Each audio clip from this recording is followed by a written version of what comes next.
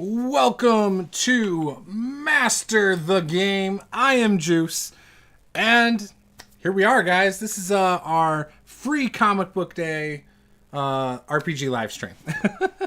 So we haven't done one of these in a couple weeks, but I wanted to do this because in about an hour I will be over on the Tabletop Crew YouTube channel.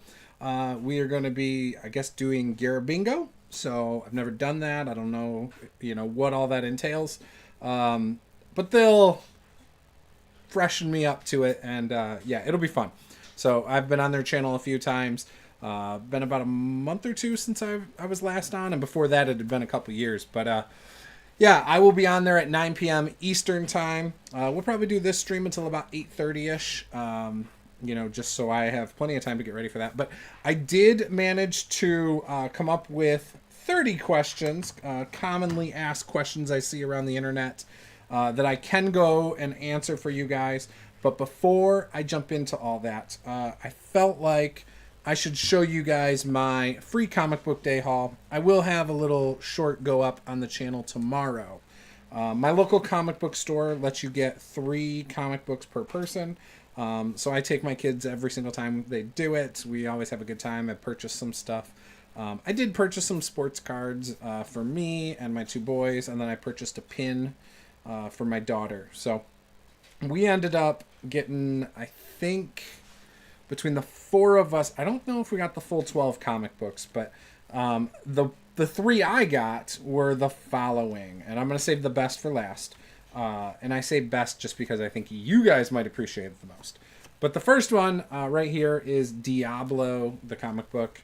Again, I didn't realize there was a Diablo comic book. So, I don't know. It's black and white. Looks pretty nice. The art looks nice. I grew up on comic books. I played baseball as a kid. And if I had a good game, my dad, like if I had a home run or if I hit any extra base hits, my dad would buy me a couple comic books at the local comic book store. And I was obsessed with the X-Men, hence my X-Men shirt. So I didn't really get enough in order.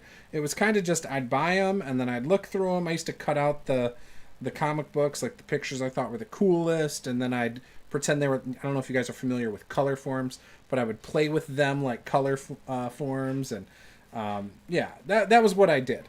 Another one I got that I thought looked cool, very awesome cover here, is Monsters. It's a Mark Spears cover. I guess he does quite a few of them. I don't know if he does all of them or what, but this comic book had a nice cover, and the artwork inside was just very, I just really liked it. It stood out to me. Like, it's just very vibrant.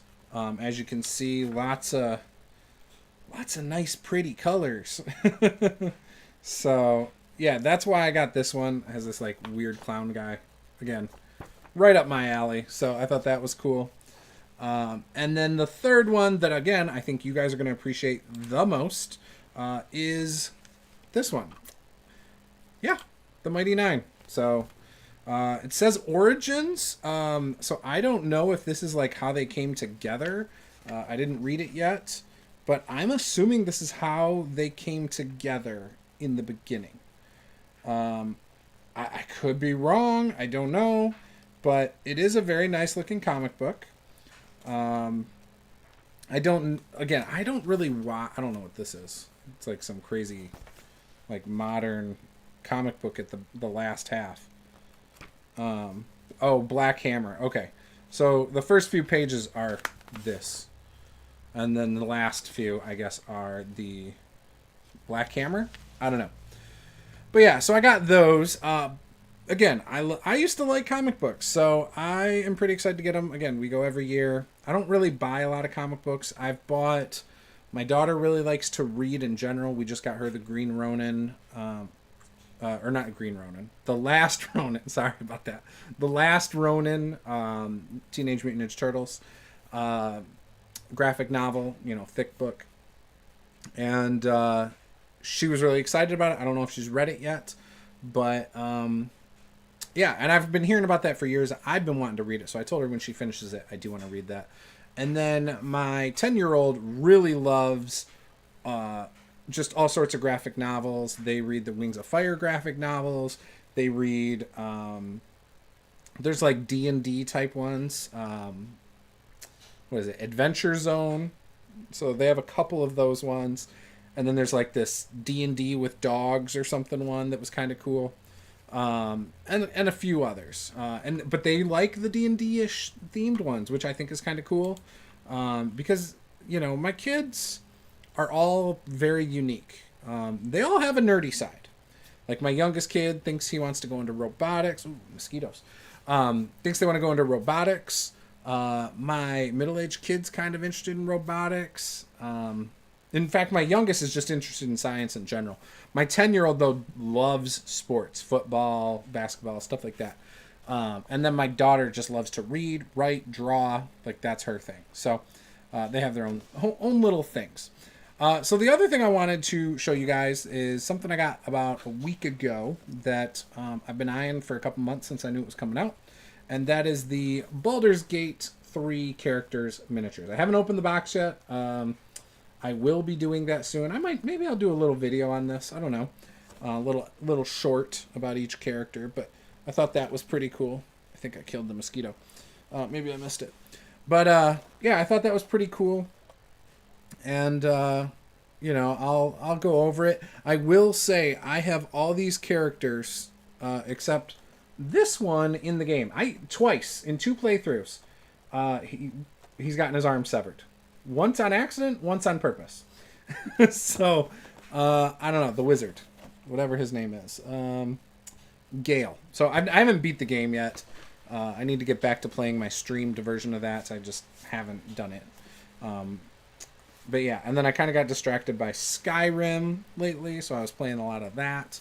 And yeah, but I'll get back to that, I promise you guys.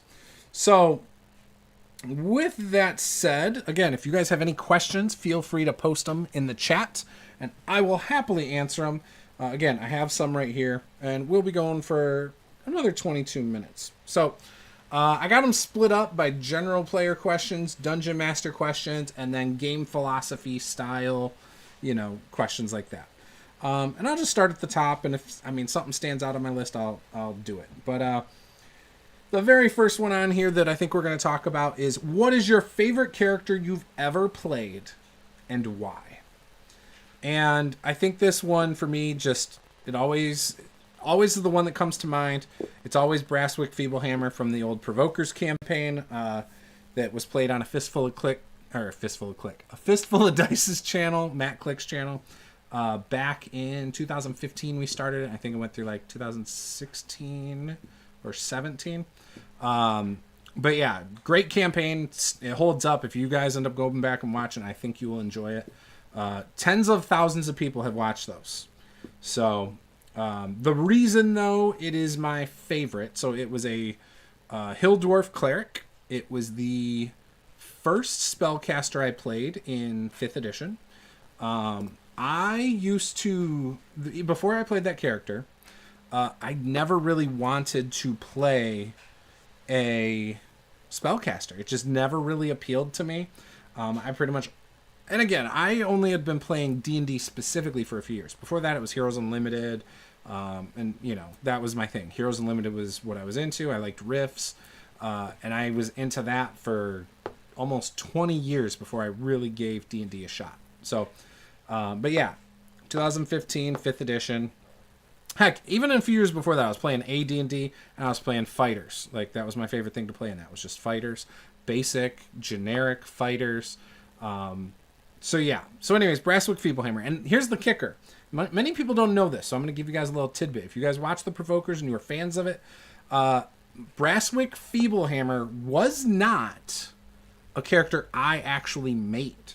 In fact, I was like, I don't know what to play. I want to play something different than I normally played.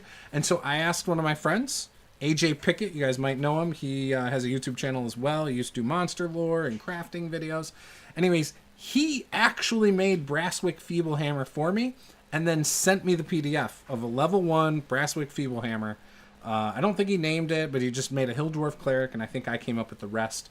I could be wrong. I really don't remember because it was 10 years ago. But that is how Brasswick Feeblehammer came to be. And there were some great moments in that campaign, like a kid that I gave my Book of Ilmater to, and fighting. There was some PvP stuff that was fun. There was an elevator fight scene where we were like in Stone Rift falling and like fighting as we're like just free falling, like zero gravity kind of thing. That was cool. Just there were so many cool things in that first season. I was only part of the first season. I was not part of the second. But yeah, that first season was just, I had a blast. So, yeah. What is the most memorable moment you have had at a D&D table? So this is a tough one. I have a hard time remembering specific things from old campaigns or old sessions. That is part of the reason why streaming games is so good for me, because I can go back and rewatch a session as I'm prepping for the next one. Again, it's hard to pinpoint a specific thing.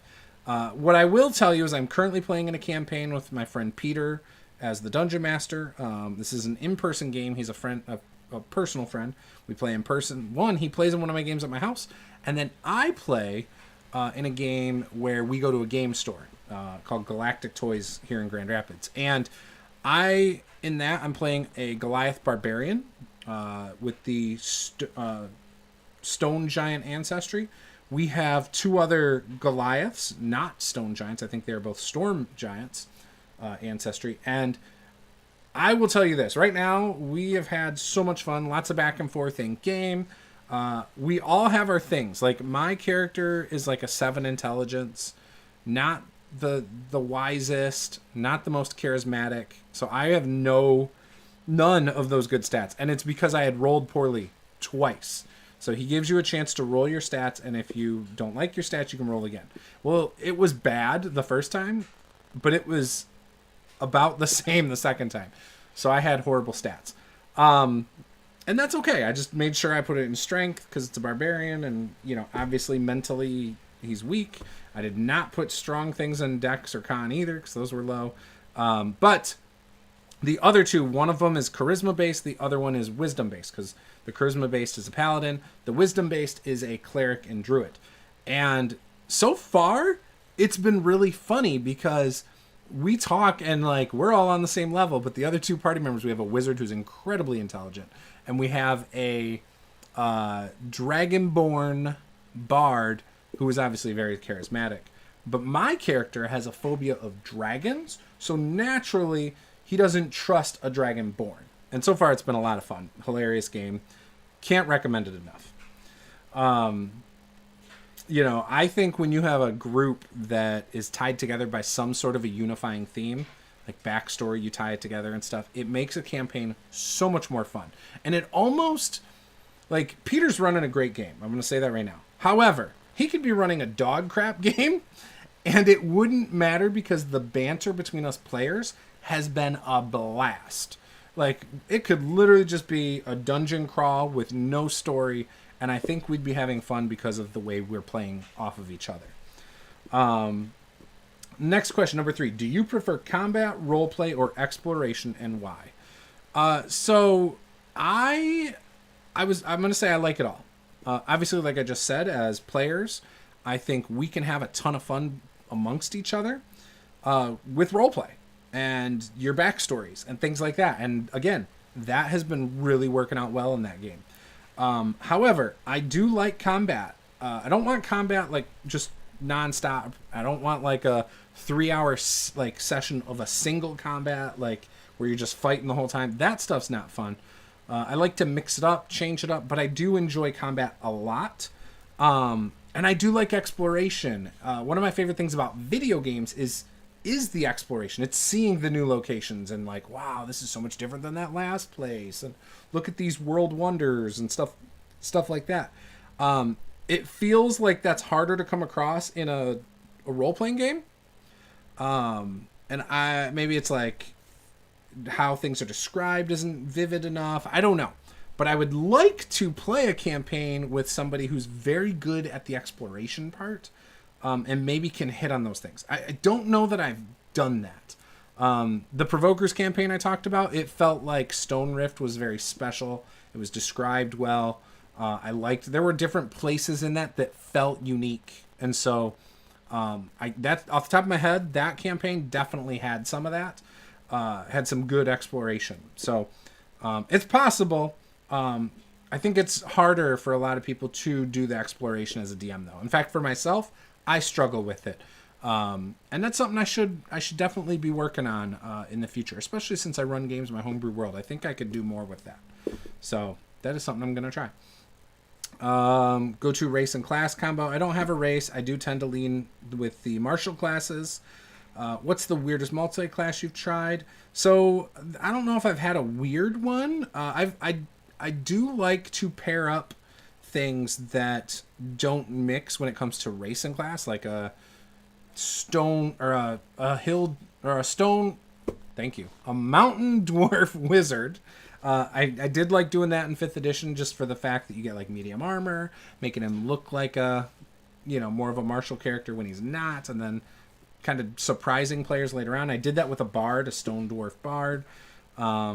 So yeah, and I was playing him like he was a martial character, and until like quite a few sessions in when I finally did Thunderwave and they were shocked.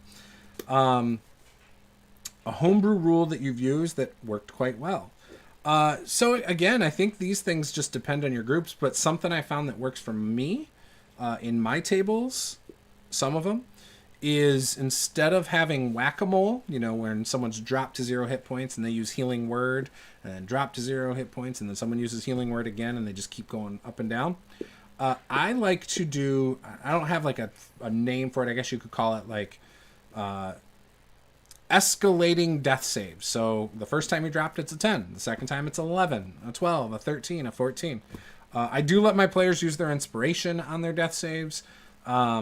But I have found that prevents it. It also makes players, when they get lower on hit points, start to be a little bit more tactical. Rather than staying there fighting, they might retreat, drop back, use ranged attacks, things like that. Stuff that I feel like these characters would do in real life if it was real, right? So I've found that one rule helps that a lot. So I like that. Have you ever had a character die in a truly epic way? Yes. So in Savage Rifts, they're the original by Sean Patrick Fannin.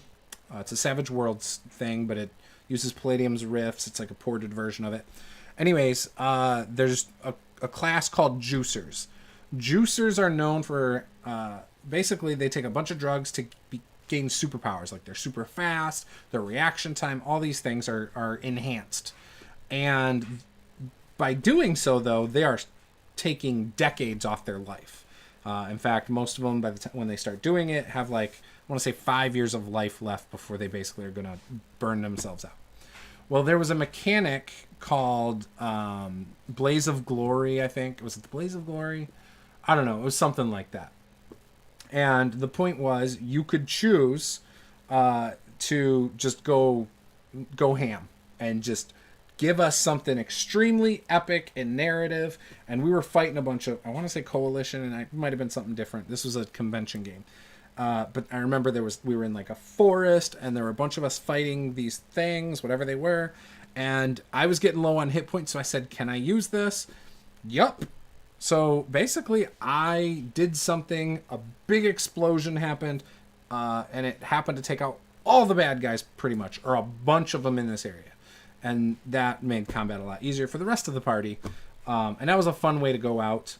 I do like going out in a blaze of glory. It is a thing that I have thought since that day should be in every type of campaign, because there are times when you might get tired of your character, or because like some other character in your party covers certain grounds, you go, I should make a new character. Or I should try to like spec a different way or whatever.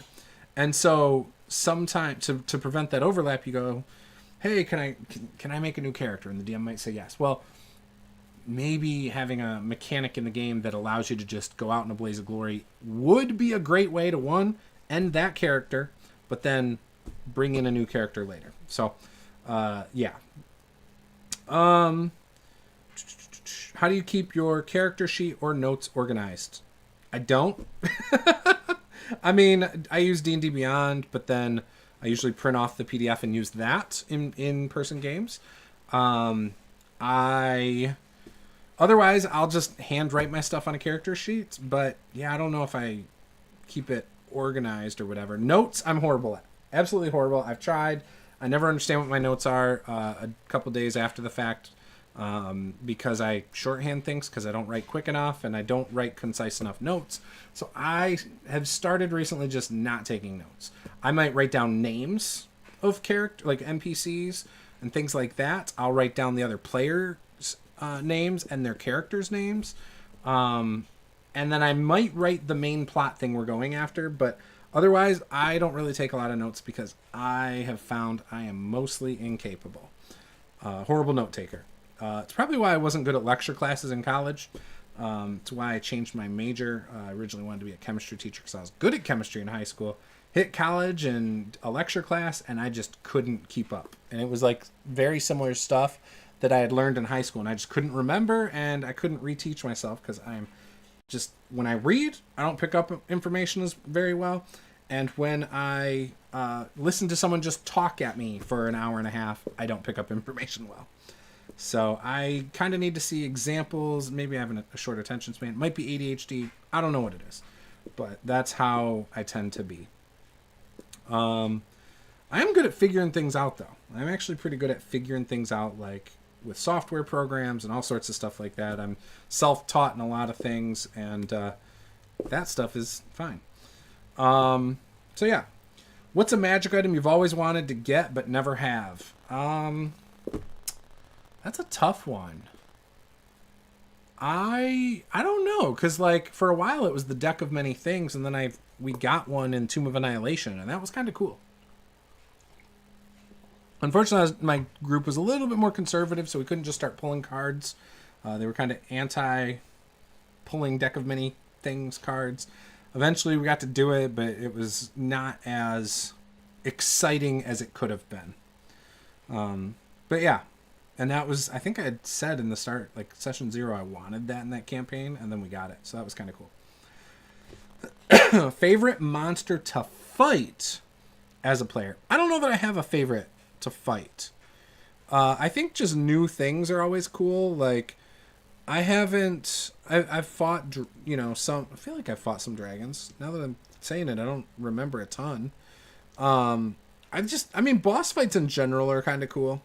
Especially when the DM adds their own mechanics to it. I really like boss fights. And like that could be an environmental thing.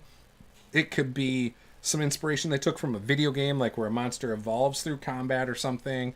But I really like that kind of stuff. In fact, there was a guy I used to play with. His name was Andre Martinez. We were playing Tomb of Annihilation with him. And he had a boss monster at Firefinger that I didn't realize at the time. This wasn't even a thing at Firefinger. He added this himself, and it had this ability. So it was this like big thing on the top of Firefinger, a big fire monster.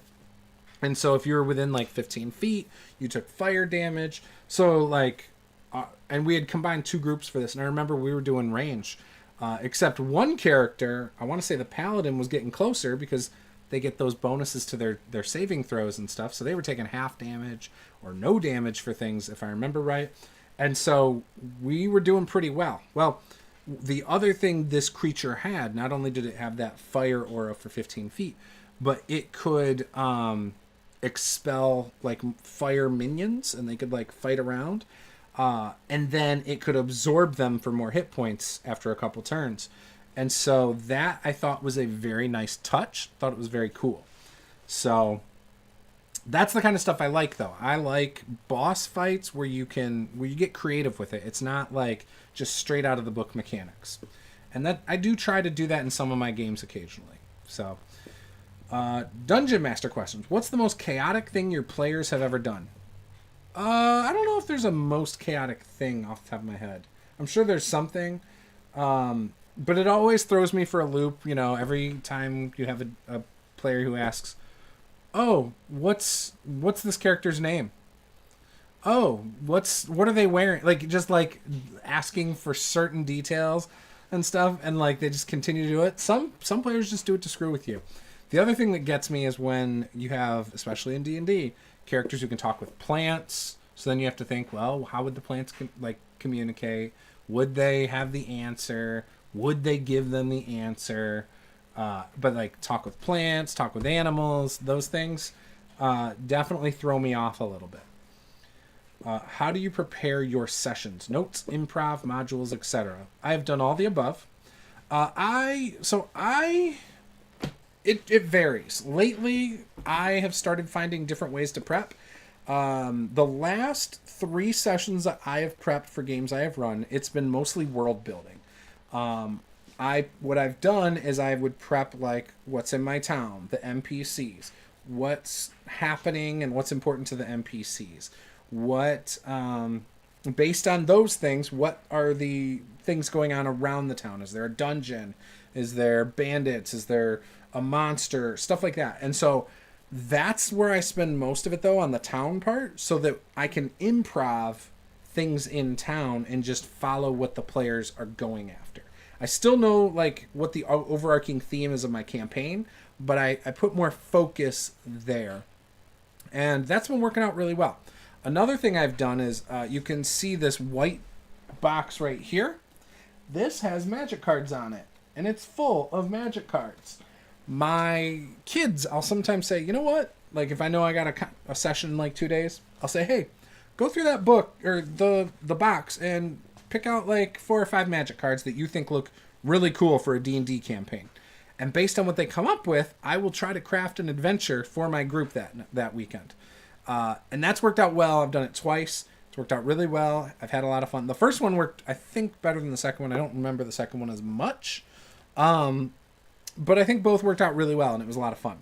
So I'll probably do more of that, and I'm planning, and I've been planning on doing a video about that. In fact, that was an idea I had back in October, and I said I was going to do a video back then. I still haven't done it, but I will be doing that soon. So yeah, that's how I mostly prep. I like to look at the actual modules that have been put out and get inspiration for encounters, monsters, whatever. I do enjoy looking at stuff like that. What is my favorite published adventure and why? I don't have it over here. It is... I would probably say Into the Borderlands is probably my favorite published adventure of all time. Otherwise, Descent into Avernus was a lot of fun for the second half. I enjoyed playing that and running it. It wasn't perfect, but it was good. I enjoyed it. Tomb of Annihilation was pretty good. So those are some of the ones that stand out off the top of my head that I've enjoyed. Fall of Plaguestone for Pathfinder was solid. I did like that. I thought it made sense. In fact, I think that was better. That was written better than most of the D&D stuff I've read. It's not as big. And I feel like some of the Pathfinder stuff might be written in a better way. Just my little tiny hot take. I don't know if it's really that hot of a take, but they do a pretty good job with what they've done. And I've thought about using those for D&D before. How do you handle problem players? Well, that would depend on the problem player, right? Depends on the problem you're having. There's a lot of ways to handle problem players. I think, again, it's going to depend. If you've got a spotlight hog, again, most of the time, starts with a conversation. If it's a problem player who's blaming it on the character they're playing, then it's real simple. That character, if they don't jive with the rest of the group, then they go bye-bye. They go and become an NPC, and you give that player a chance, and you tell them, like, hey, this is a warning. If this continues, they will become an NPC. I usually tell people at session 0 if there's some problems and it seems like that character is not going to jive with the party, we will make that an NPC. And I will make that without actually... It won't be a vote by the players or anything like that. I will decide it. And this came up because about back in like 2017. I had a home game where a player was playing a rogue and they were stealing from NPCs everywhere, which whatever, it didn't bother me. But then they were haggling with the party about how to split treasure by not telling the party that, like, for example, they were offered 200 gold. Instead, they'd say, "Hey guys, we're offered 100 gold for this mission, so each of you get 20 gold, and I get 20 gold." And then he was keeping 120 gold, like just stuff like that. He was trying to steal from party members. So once all that happened, I got to thinking, and I made the rule from then on. And I've only had one player, I think, maybe two players, lose their character. In fact, there was a streamed game of mine. We were playing the Horde of the Dragon Queen campaign, or Tyranny of Dragons. And Chance was playing a character who was a Warforged warlock. And they were cutting the faces off of the dead villains or whatever. Anyways, it was causing some other characters in the group problems. Like, we had a paladin who thought it was wrong and things like that. And so then I just told him, I said, "Hey, this isn't aligning with your party. If you're going to do stuff like this, you got to do it more secretive." But, like, he was wearing the faces. He was basically Leatherface. And so it was a huge problem for the group. And so I told him, I said, "Hey," then there was a PvP at one point. And once the PvP happened and he was trying to kill them and so on, I said, "All right, this is it." I let him finish out that little combat. And I said, "All right, that character is an NPC now." I made it a villain of the campaign, one of them. And then I let him make a new character. And then another player left the party, but his character was always cool with that other one. So I actually made his character also a villain in the campaign. And that was actually kind of fun. But yeah. Looks like we have a question from Christopher. "I'm a person with a stutter who also GMs. Have you ever GM'd for someone that has a speech impediment? In my group, I am the only one." I don't know that I actually have.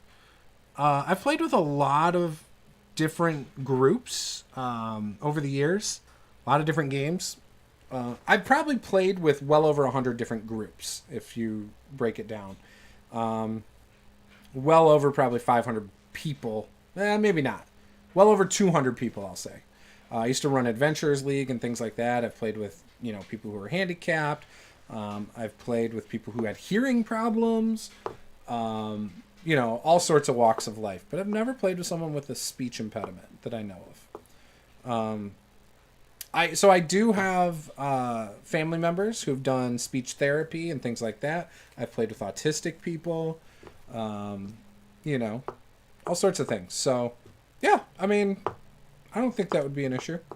Has that been a problem in any of your games, Christopher? Sounds like it isn't really. So that was the problem players. How do you keep things moving when players get stuck or distracted? So this is a great question. So as a player in Tomb of Annihilation, we had the puzzles. I, as a player, did not like the puzzles. There was one that apparently I had the solution. I said, "We should just try to copy the picture." It was like I don't want to ruin it for anybody, but there was a picture, and I said, "We should just copy that and try to do it." And everyone told me it was stupid, so we didn't do it. And then later, the GM was like, "Hey, just so you guys..." Like, there was a point where they were frustrated with all of us. They said, "Hey, you guys sometimes shoot other people's ideas down when they're right." And one of the people was like, "What are you talking about?" They're like, "Oh, do you remember this puzzle?" And everyone's like, "Yeah." They're like, "Well, Lee over there, he said the solution. I clearly remember it because it was an absurd solution, but you all said it was stupid, so you never tried it. And that would have kept you guys from getting hurt." And so I thought that was kind of funny. But that whole campaign, I couldn't stand. I even suggested to the DM because there were points where it's like we would spend an hour on a puzzle and it was frustrating, where we'd be arguing about solutions. And I had said to the DM at one point, I said, "Clearly most of us don't like all these puzzles.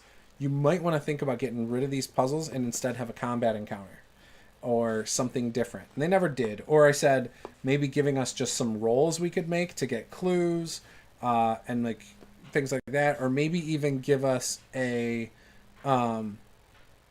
like the solution based on what we roll. But they never did that. Now, I do that. When I have puzzles and I see that the party is getting stuck, I don't wait very long because I like to keep the flow of the game moving. But if I can tell they kind of are stuck and they've spent a couple minutes thinking about it and everyone's kind of weighed in and they just don't have an answer, I'll do a roll and give them a very obvious hint. I prep the hints ahead of time. Or I'll just tell them, yeah, you see like this mechanism. And I won't tell them necessarily anything else. I'll let them tell me how they try to disarm it or mess with it or whatever. And that usually does the trick. With other things, I try not to leave things too open for them to try and figure out. It depends on the group. But a lot of times I just kind of go with the flow. And I do vet my groups a little bit to make sure that like they've played RPGs before.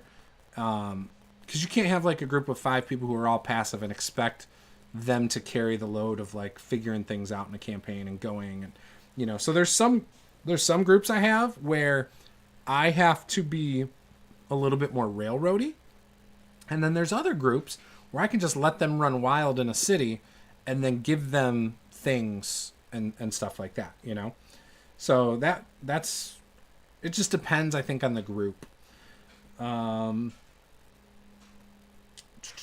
I'm going to skip that one. Have you ever scrapped an entire session or arc because the players went in a different direction? Yes. There's nothing else to say. The answer is yes. Specific story, I don't really have one right now. Christopher says, in my current 2 group, no problem. Being a GM actually has helped me with the confidence to speak in front of others, which makes the stutter not appear as much. Hey, that's awesome. Yeah, RPGs are good for that. I absolutely love it. I've heard of people using it to deal with trauma and just all sorts of things. So I think that's great. How do you make your NPCs feel memorable and distinct? Like everyone, you give them some traits. You give them a distinguishing visual feature. I'm not great at voices, but sometimes I'll, change their speed in which they talk or their, different things. But I think it just depends. A lot of times it's some kind of a physical or visual trait about them. Or sometimes it's just that they're jerks or whatever. What's your trick for making combat more dynamic and less of a slog? I don't know that I have a trick for that per se, but I mean, I like to make things hit harder than maybe they normally would. Or I like to do things that make again, that's just to keep it from being a slog. I don't think that makes it more interesting, though. But things I do to make it more interesting, at least for me, is, 1, I don't pull punches. What my dice say, that's what happens. My players all know that. They know there's a chance of dying anytime there's a combat encounter. The other thing I like to do, though, is some sort of a effect or ability that can maybe make it hard for a specific character to do stuff in a combat, or add like a little obstacle. I like to do things like that. And in fact, that's part of the reason I love in the newest version of D&D some of these like on hit, no save abilities that I've talked about, because it just kind of puts some sort of an effect that changes up combat a little. So I do like that. Favorite villain you have created? Off the top of my head, I can't think of it. I'll have to do something about that later. I'm going to try to breeze through these. I'm gonna do a couple more, and then I'm going to end because I got to go to that other one. After this stream, I will be over on the Tabletop Crew YouTube channel at 9 p.m. We are going to be doing a game that they do on their channel. But yeah, so head on over there at 9 o'clock. The link is in the description here. It's the Tabletop Crew.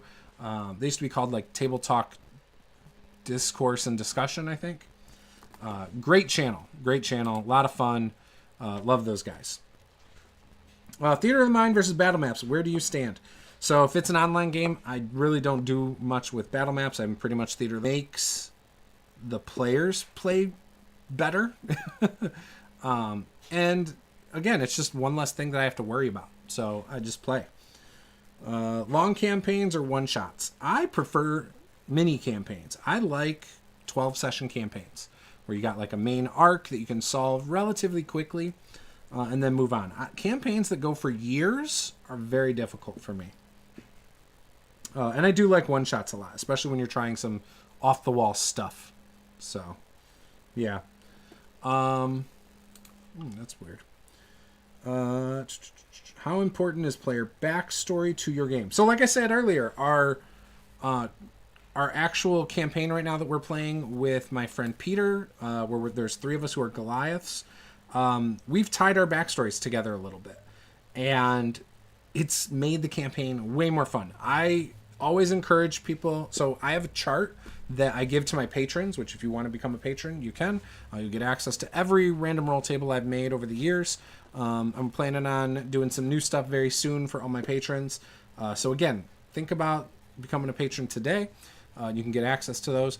But I have a chart, which is a random relationship generator. It's a D100 table. Not all would apply for your campaign. I tell the party when we're at session 0, roll for how you know the character next to you. Then that person rolls how they know that person and that person. It's a big circle, right? So each character knows 2 in the party. Now, anybody, so if you roll for how you know this character and one of you doesn't like it, you can both veto it. You can veto it as many times because I'm not trying to force people to play characters they don't like. So that has worked out really well to make characters role play together. And it's awesome. So it's very important to me. How do you deal with alignment in your games? Ignore it, enforce it, or reinterpret it? I ignore it. To me, alignment is a guideline to help you play your characters. If you want to lean into it a lot, that's your choice. If you kind of just want to use it as a general guideline, that's fine. For me, I'll almost always at this point, I do a chaotic good alignment or chaotic neutral. Those are the 2. I don't really do anything else, and that's it. And I use it as a guideline. I might play a character that's still very noble. I still might play a character who has his own code of justice or whatever. So yeah, that works out for me. How do you deal with... Okay, I already answered that. How do you keep veteran players challenged without overwhelming new ones? I don't put a lot of thought into that. I've never really even considered that. Maybe that's something I should think about. How much metagaming do you allow, if any? So, metagaming is not a problem unless people are abusing it. So, if you're abusing it... Yeah, like, that's a problem. You should talk about it. Like, if a character's going in and says, I know their hit points and this thing is resistant to this, and they're using all this meta knowledge, that's a problem. I've never really had a player do that. So it hasn't been an issue for me. But I don't care if there's a tiny bit of it, like, it's whatever. As long as everyone's having fun and role-playing, it's a good time. Do you allow evil characters in your campaigns? Again, as long as they're kind of jiving with the rest of the party, that's not a problem to me. What's your opinion on milestone versus XP leveling? I am in the camp of 100% milestone. I don't want to keep track of XP. I don't want to worry about getting every little bit of XP when we're out fighting things. None of that. So, yep, milestone it is. What's a hill you'll die on when it comes to running or playing D&D? To me, I don't care if it's the DM or the players, but I think you need at least 3 people who will role play amongst each other or just get into the role play a little bit. If you've got 3 people in the group who are invested and are good at playing off each other, then you'll have a great campaign. That could be 3 players. It could be 1 DM and 2 players. Doesn't matter. And that, to me, means that the DM is not as important as we sometimes think. That is a hill I am willing to die on, I think. Maybe I'm wrong. Maybe you guys disagree. But yeah, so with that, I am going to end the session there. I'm very appreciative of you guys coming by. In 15 minutes, we'll be over on the Table Talk Crew channel. Head on over there. Go wait in the lobby. I'm sure I'll be in the chat here in a minute, chatting it up. But yeah, I can't wait to see you guys over there, and I can't wait to be on their channel. So thank you guys for watching. This was Master of the Game, and I'll see you guys next time. Game on.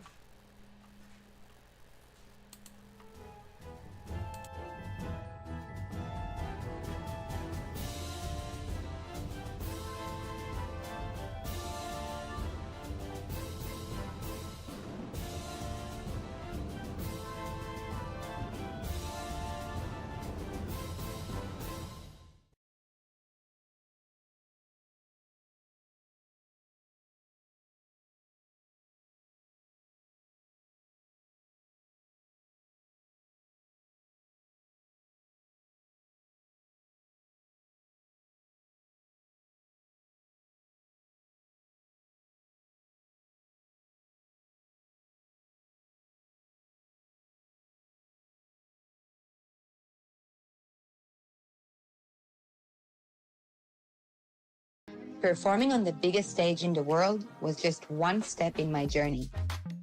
Hi, I'm